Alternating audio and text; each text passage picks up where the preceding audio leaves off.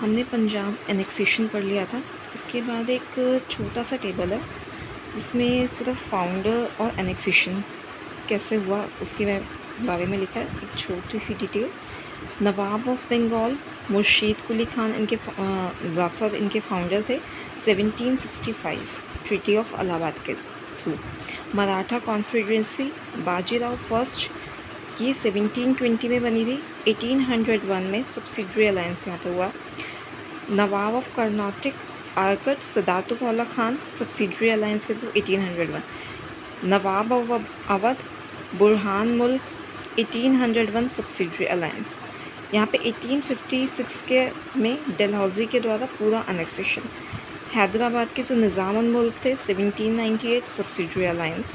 Mysore Haidar Ali again founder थे 1799 subsidiary alliance. Punjab Ranjit Singh was a founder 1849 Dalhousie के द्वारा अनेक्सेशन। नाउ कुछ इम्पैक्ट हुआ था आफ्टर ब्रिटिश रूल। तो ब्रिटिश रूल के तो तीन जो भी इम्पैक्ट हुआ इकोनॉमिक इम्पैक्ट उसको 3 पार्ट्स में बांटा गया है। पहले है हमारा फर्स्ट फेज़ में मर्सेंटाइल फेज़ दैट इज़ 1757 से 1830। इसमें क्या होता है मोनोपोलाइजेशन हो जाता है ट्रेड का पूरी तरीके से।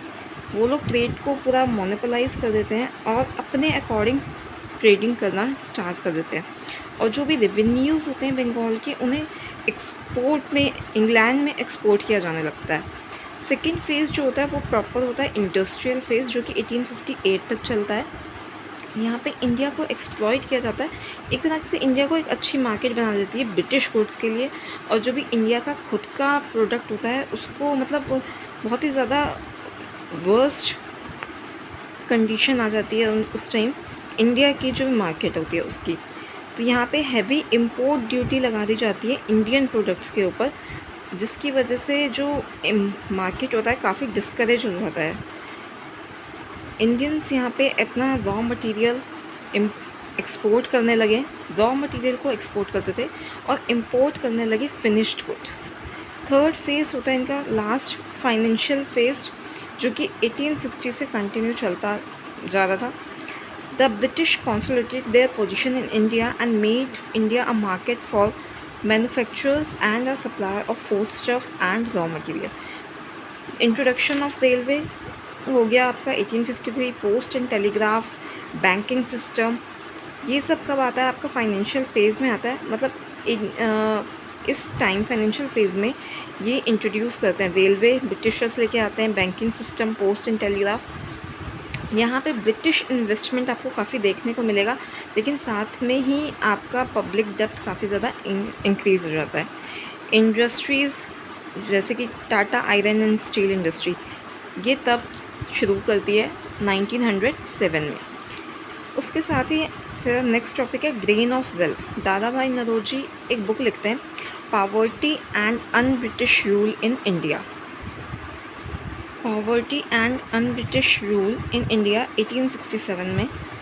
और आर.सी. दत्ता की जो बुक आती है इकोनॉमिक हिस्ट्री ऑफ इंडिया 1901, ये क्या करते हैं इसमें ब्रिटिश पॉलिसीज़ को ब्लेम करते हैं जिसकी वजह से इकोनॉमिक काफ़ी ज़्यादा डाउन हो जाती है उस टाइम इंडिया की। ड्रेन ऑफ वेल्थ जो थ्योरी है वो रेफ़र कर रही है कि portion of national product of India which was not available for consumption to its people. मतलब ये क्या कर रहा है कि जो इंडिया के लोग हैं उन्हीं वही लोग क्या हैं एक अच्छी मार्केट उन्हें नहीं मिल रही है, एक अच्छा लाइफस्टाइल उन्हें नहीं मिल रहा है, जिससे वजह से ब्रिटिशर्स का फ़ायदा हो रहा है और जो इंडियन लोग हैं वो वहीं के वहीं रह जा रहे हैं। कॉन्स्टिट्यूएंट्स ऑफ ड्रेन्स पर क्या कॉन्स्टिट्यूएंट्स हैं जिसकी वजह से ड्रेन ऑफ वेल्थ हो रहा है, ठीक है। Extortion by company serving the fortune from ruler zamindar merchant and common man and sending them home. जो कंपनी सर्वेंट्स हैं वो एक्सटॉर्शन कर रहे हैं लोगों का, ठीक है। ज़मींदार हो गया, मर्चेंट, कॉमन मैन, उनको अपने अपने उसमें purchasing good out of revenue of Bengal and exporting them, this was called investment. यहाँ पे कह रहा है वो गुड्स को परचेज़ कर रहे हैं out of revenues of Bengal और उन्हें एक्सपोर्ट कर रहे हैं। वो ख़रीदते बंगाल से हैं, उसे एक्सपोर्ट कर देते हैं और इसी को वो इन्वेस्टमेंट का नाम दे रहे हैं। ड्यूटी फ्री ट्रेड, यहाँ पे ड्यूटी फ्री ट्रेड किसको मिला था? ब्रिटिशर्स को मिला था, जिससे वो काफ़ी ईज़िली और ईज़ी चीप उस पे अमाउंट पे ट्रेड करते थे। रेमिटेंसेस और जो भी सैलरीज थी कंपनी की, रेमिटेंसेस और salaries and other income by company official sent to England.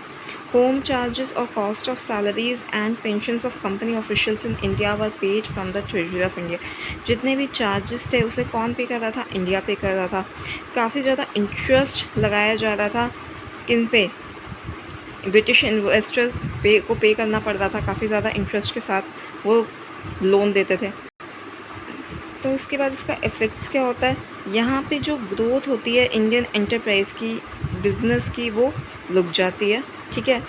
It finance capitalist development in Britain. ये बेसिकली क्या कर रहा था? फाइनेंस करता था ब्रिटिशर्स को, एक तरह से वहाँ की मार्केट को। India was kept as a zone of free trade without allowing it to develop the ability to compete। ये एक तरीके से इंडिया क्या हो गया था कि एक जोन बन गया था फ्री ट्रेडिंग का ब्रिटिशर्स के लिए। Plantations, mines, jute mills, banking, shipping, export import concerns promoted a system of interlocking capital firms managed by foreigners. It drained resource from India. So basically plantation हो गया, mine, ये सारी जो चीज़ें थी ये प्रमोट कर रही थी एक सिस्टम को, इंटरलॉकिंग कैपिटलिस्ट फर्म्स को, जिसे मैनेज कौन करते थे? फॉरेनर्स मैनेज करते थे और अपने फ़ायदे के लिए मैनेज करते थे। तो इसी को कहा गया था इट ड्रेन्ड रिसोर्स। ये सारा का सारा रिसोर्स ड्रेन कर दी थी इंडिया से और अपने कंट्री में इन्वेस्ट कर दी थी। Okay, that's it for today.